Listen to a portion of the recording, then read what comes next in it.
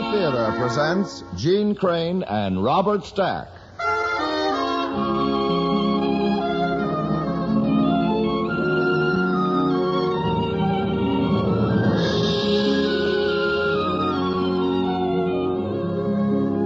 From Hollywood, the Mutual Network, in cooperation with Family Theater, presents Today is Sunday, starring Robert Stack. And now, here is your hostess, Gene Crane.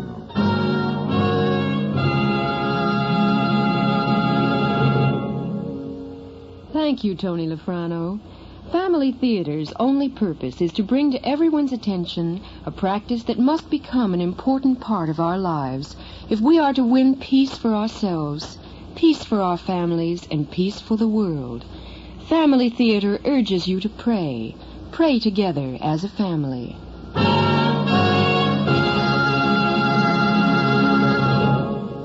And now to our transcribed drama, Today is Sunday, starring Robert Stack as Joe.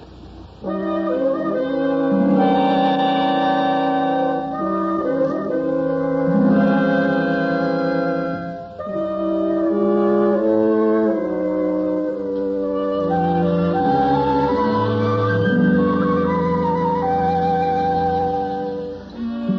finished the medical report and got up and went over to the window. I could see all the way down the main street through the big elm trees to where the red light at Morton and Highway 14 blinked and blinked in the quiet summer darkness. When I first heard the noise, I thought it might have been one of the comedians from the resort crowd at White Lake driving his girlfriend home in a souped-up two-seater. It was old stuff. They'd roar through Gentryville, and he'd start snapping the ignition off and on, and the explosions were supposed to wake up all the hicks. They never did, but the White Lake boys kept right on trying. I leaned out the window, waiting for a breeze that wasn't there. The explosions were about 10 minutes old now, but no car had come by from either direction. I turned away and went back to my desk and glanced at the medical report for the insurance company. Everybody thinks the only doctor in a small town has got it made. Well, everybody should try it sometime.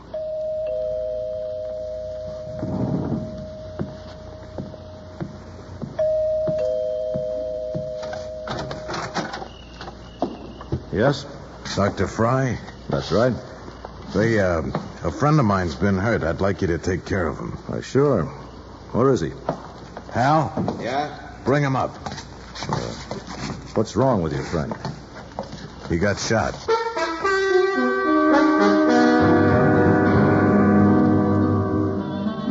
I helped him get the man into my office and down on a couch. He was about 25 with a slight build and short blonde hair. The bullet was lodged in his upper arm that had shattered the bone. When that happens, there's usually a lot of picking and probing to do, although the slug itself isn't very hard to find. Good man, Doc. Is he going to be all right? Well, there may still be a few bone splinters left, but he hasn't lost too much blood. So how long are you going to be out like this? The anesthetic ought to wear off in about 20 minutes. I think you better tell me how it happened. Well, it was an accident. He was cleaning his gun, a hunting rifle. It must be quite a rifle. How do you mean, Doc? It shoots 38 revolver bullets. You stay where you are, Doc. They know I'm here. Who's they? Everybody in town. I live upstairs. That phone got an extension? Out there, in the hall. Hal, get over in the doorway. Okay. When I nod, you tell the doc to answer it in here. You bet.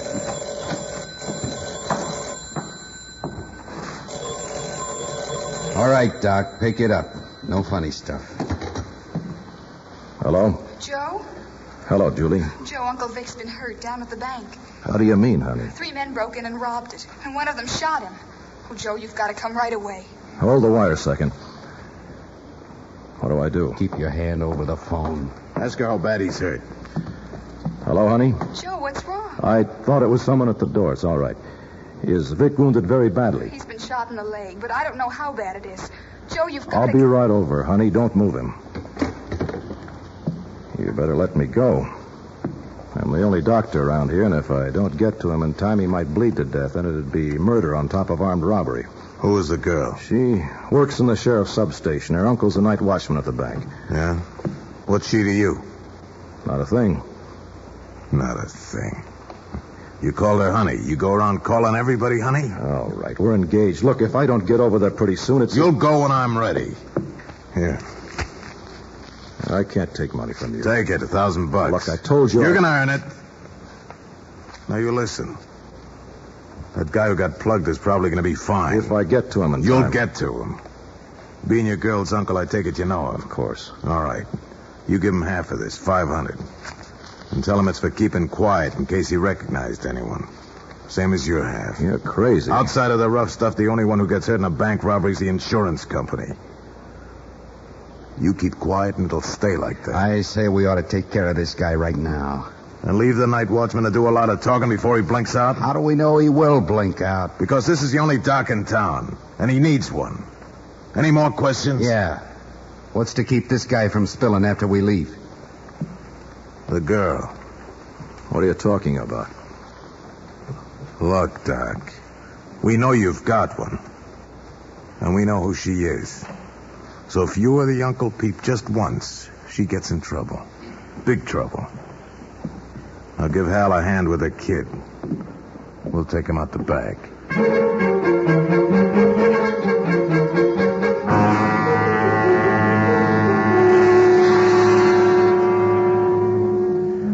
By the time I got down to the bank, they'd brought Vic into the beauty shop next door and had him laid out on one of the massage tables. There was a pretty good crowd to start with, but gradually Julie and a tall, hard-looking man named Crowley emptied them out into the street.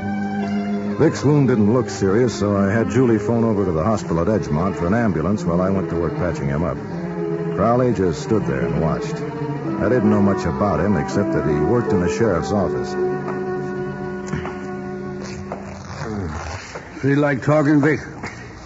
Sure I do. If the doc doesn't mind. It's all right. Just don't tire him out. Did you get a good look at any of them, Vic?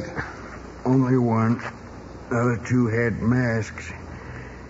I guess he had a mask, too, but must have taken it off to work around the vault. What do you look like? Well, he was pretty Can big. you bring your knee up a little, Vic? Oh, sure. Oh, Just hold it like that for a second. oh. There. You can let it down now. Thanks. Boy. You say he was pretty big. Yeah, Crowley, can you let the questions wait a little while? He's still in shock. All right, but while we stand here, they're getting away. Well, I take it you put out an alarm. 3 men, 1 wounded. I winged one of them, all right. We still don't know what kind of car they were using. Well, it was a dark sedan, that's all I could tell. Could have been black or green or anything. You didn't see the license? Nope. Don't even know it was from this state. Lieutenant Crowley. Yeah? There's a call for you up at the office. It's the sheriff. Where is he? Williamsburg. You'd better come along and take it down. It's properly ordered. I'll be right with you. How's he doing, honey? Just fine. I'll be okay, Julie. You know, they blame near missed me. You just lie there and keep quiet. I'll be right back, Joe. Swell. Incidentally, the ambulance is on its way. Say, Vic. Yeah, Doc. You want a cigarette? Sure. Here.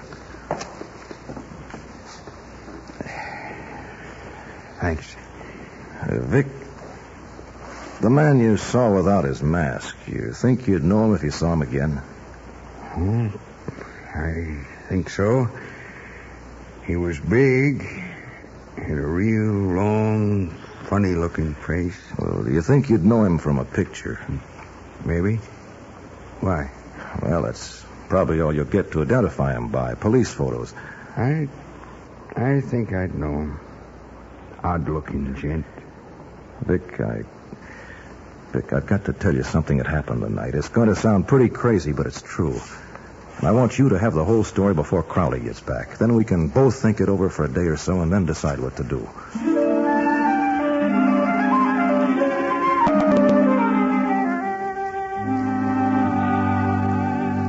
The ambulance arrived from Edgemont about 20 minutes later, and 2 attendants came in with a stretcher and carried Vic out. As they loaded him into the back, Crowley was still trying to get a description of the man who opened the vault. But all Vic could remember was that he was kind of tall and seemed to have dark hair. A few minutes later, the ambulance pulled away and I drove Julie home. About 8 o'clock the next morning, I was making coffee in the hot plate in my office when Crowley turned up. Feels like it's going to be a scorcher today, huh? Yeah. Have a cup? No, thanks. Just finished breakfast. Well, what can I do for you, Lieutenant? I won't take much of your time, Doctor. I guess you're pretty busy at this hour. Usually, but things seem to be kind of quiet this morning. Don't worry, it won't be long. Before what? The phone starts ringing. Little Millie's got the colic. Johnny tried to swallow the thrashing machine. You don't like it much, do you, being a small-town doctor? Not too much. You like being a small-town cop? Well, it beats working. This way you usually take most of your calls? Yes, why? I thought maybe we woke you up last night. I was right here in the office filling out a medical report on a man I examined for insurance. Is that kind of a sideline with you? A sideline. It accounts for about 30% of my income. Yeah, I guess every little bit helps. Where's the other phone, Doc? What? Your line's been out of order since 1:20 this morning, just about the time I had Julie call you. Well, the other phone's out in the vestibule. Well, here, I'll show you.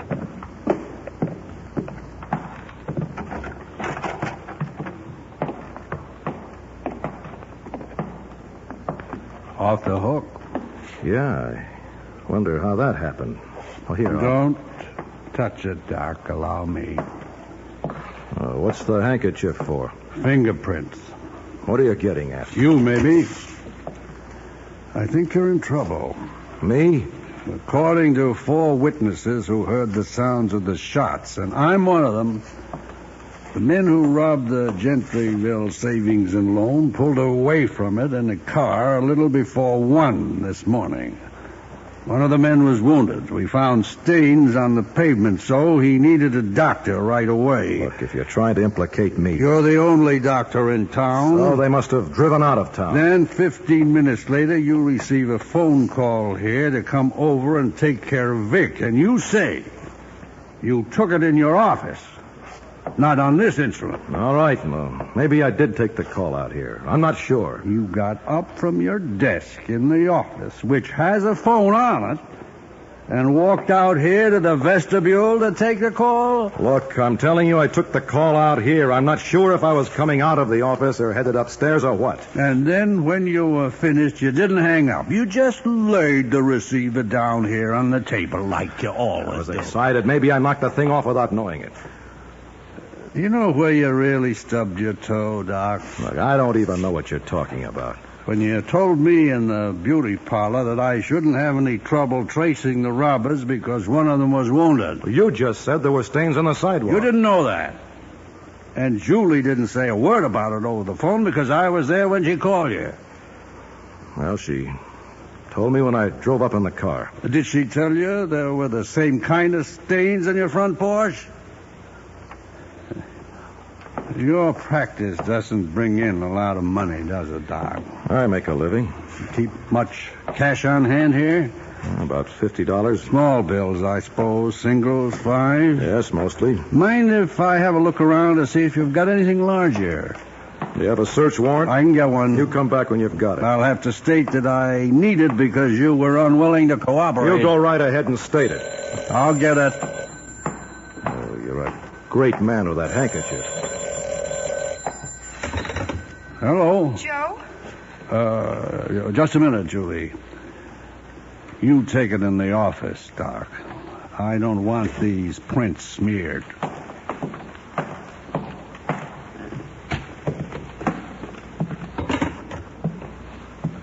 Hello? Joe? Yeah, honey. Was that Lieutenant Crowley who answered the phone? Yes, he just stopped by. Joe, a doctor just called me from the hospital in Edgemont. He said Uncle Vic had a pretty bad night, and he thinks we'd better come over there. He say what was wrong? Just that there'd been some complications. He didn't say what they were. Are you at the office now? Yes. Stay there. I'll pick you up in 5 minutes. All right, Joe.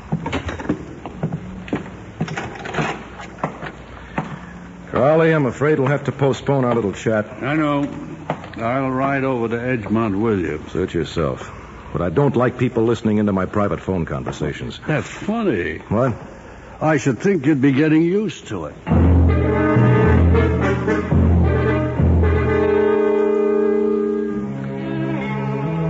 little after 9 o'clock when we got to the hospital at Edgemont. And 2 hours later, Vic was dead. It was a combination of things. Things like a poor heart and sclerotic arteries and a general failure to respond to treatment. But the main thing, of course, was the bullet. He might have lived another 20 years if that hadn't come along. Can I get you anything, honey? No. No, thanks, Joe. Cigarette? I don't think so. Why's Lieutenant Crowley still in there? He's got to make the arrangements about getting the certificate signed. Oh, I hope they catch them. I hope they catch them. I know, honey, I know. Take it easy. Thanks again, Dr. Carter. I'll be in touch with you.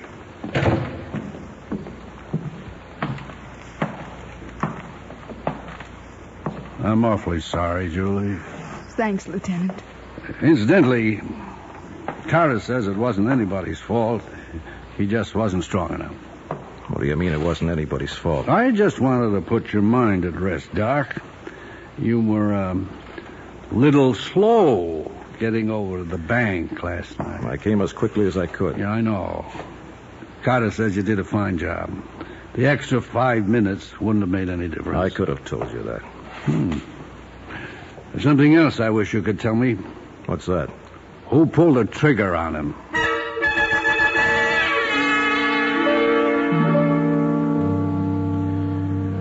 Most of that afternoon went into making the funeral arrangements, notifying a few of Vic's relatives who lived upstate and talking to a reporter for the Edgemont Banner. The story made the early editions along with a statement by the sheriff phoned in from Williamsburg that his men would be on 24-hour duty until the killers were apprehended.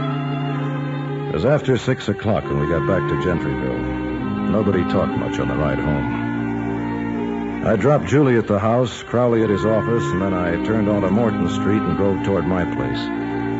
It had started to cool off, but the sun was still bright, and I was driving west. That's probably why I didn't see the convertible parked out in front till I almost banged into it. The top was up, and there was a woman seated behind the wheel. A good-looking woman. Dr. Fry? Yes? Could I speak to you for a moment, please?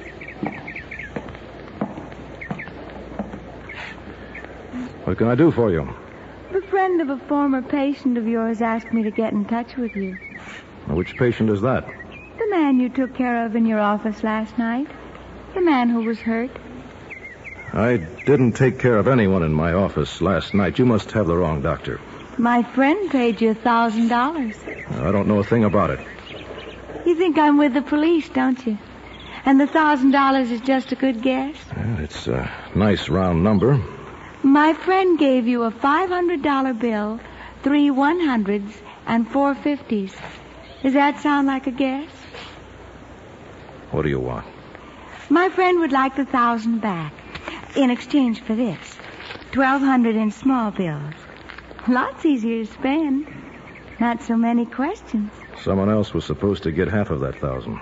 Did you give it to him? No, I didn't have to. He didn't see anything that was worth $500 to forget. Well, then you'll have all this to yourself. Have you got the 1,000 with you? No, I'll have to get it. I can wait. It's not in the house. I hid it. Come back around 11 o'clock tonight. I'll have it for you. Now, wait a minute. I've got my own neck to think about, lady. I don't want to stick it out any more than your friend does. That wasn't a bluff. What he told you about the girl. I never thought it was.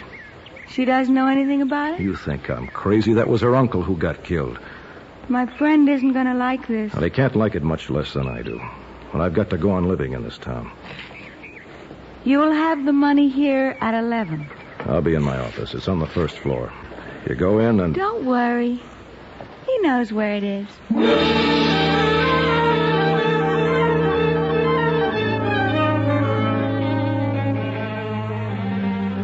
I watched the convertible drive off and then went up the steps to the house. The money was where I'd left it, rolled up and stuffed into a half package of cigarettes in the top drawer of my desk. I flattened the bills out in front of me. It was just a chance, and the way things were shaping up, not a very good one. But my friend with the long face was worried. He didn't want me to be walking around with money like this. He wouldn't even want me to be found dead with it.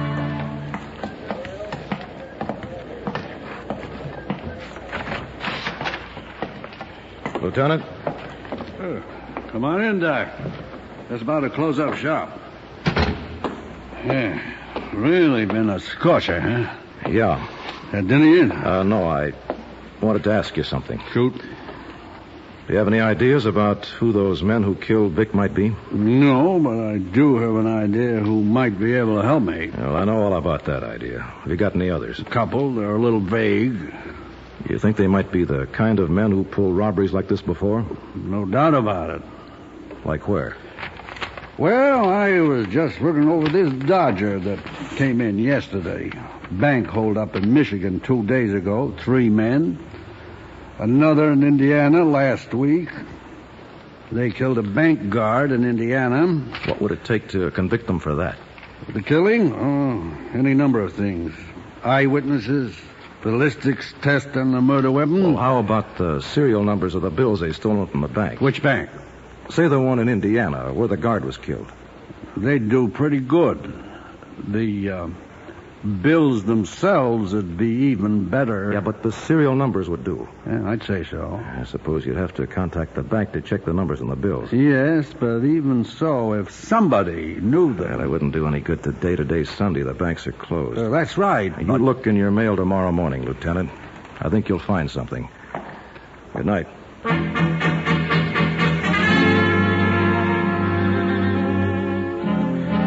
It was about 8:30 when I got home.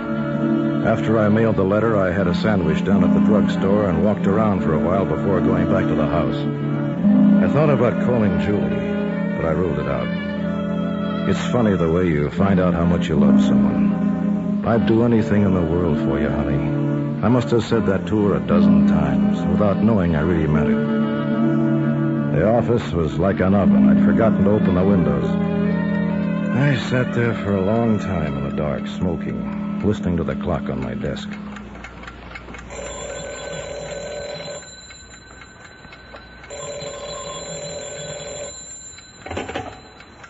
Hello?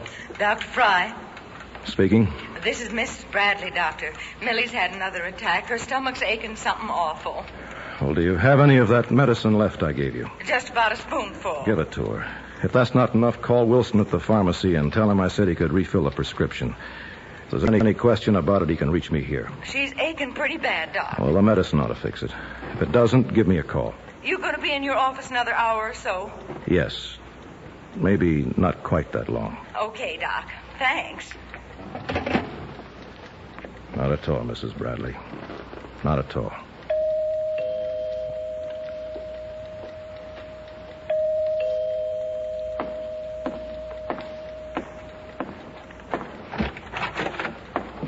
Hello, Doc. Hello. Come on in.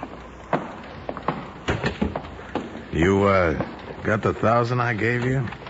In the office here.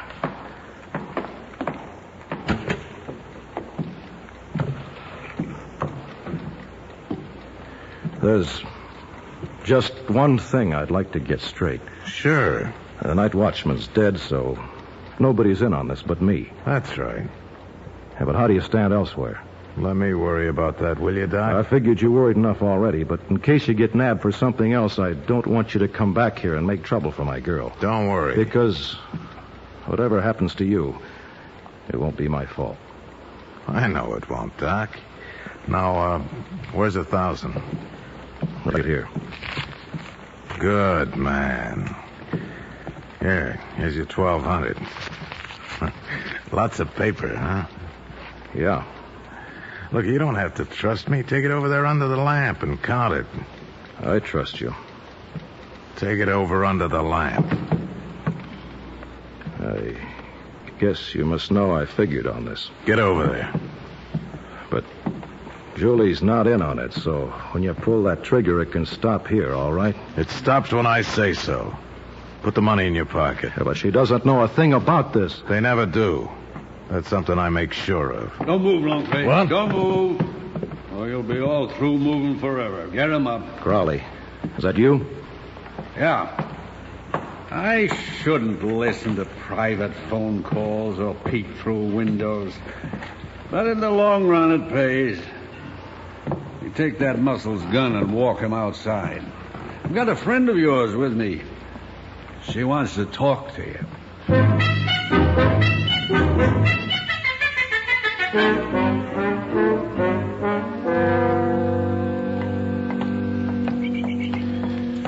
They got all of them? 3 men and the girl.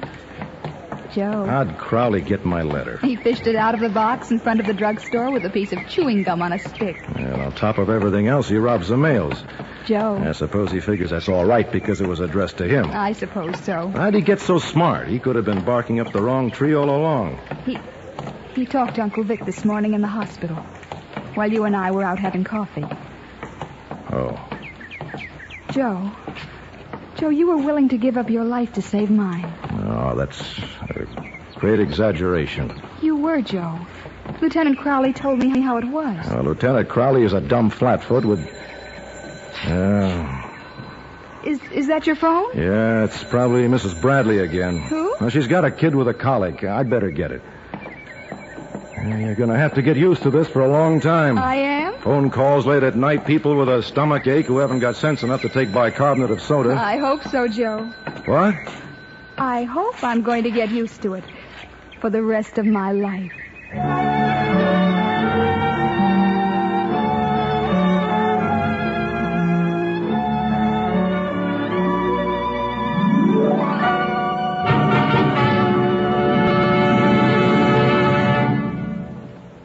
This is Jean Crane again. In speaking of family prayer, which is frankly Family Theater's purpose and only purpose, a great deal of stress is laid on the children. We visualize a family as composed of father, mother, children, or father, mother, child. Well, it is true that children are the completion, basic object, and normal triumph of family life. But there are also couples who, through no fault or selfishness or timidity of their own, just aren't blessed with children. And yet, they are a family. It may be just a family of 2. And they became a family the minute they left the altar and plighted themselves to each other for life. To these, no less than to families in which there are children, Family Theater recommends family prayer. For these too have needs and souls and emotions and aspirations that are out of this world. And rightly so. In the full bloom of youth, as newly married folks, they will derive, as Family Theater knows, the great joy of making their love singular and special, and of realizing that true marriage is not a matter of 2 parties, but of 3, and the third is God. While in the autumn of life, knowing as they must that one will precede the other, and one will be left for a short time alone, there need be no sadness or melancholy or panic, if they have lived, or even started to live, a marriage of which the third partner has a share. For then one will not be left alone. It's so easy. It's so true. It's simply this. The family that prays together stays together. More things are wrought by prayer than this world dreams of.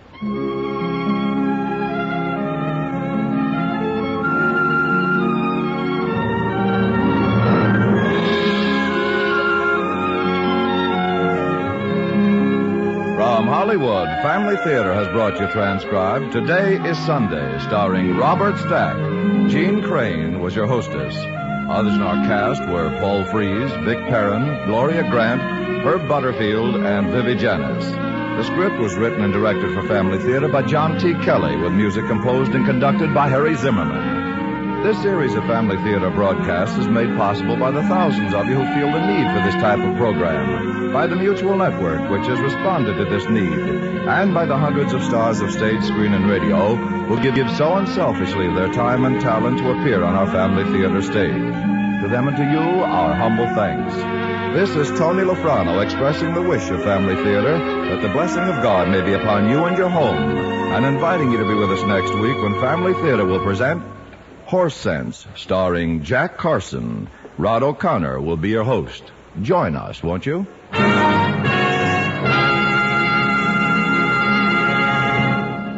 Family Theater is broadcast throughout the world and originates in the Hollywood studios of the world's largest network. This is Mutual, the radio network for all America.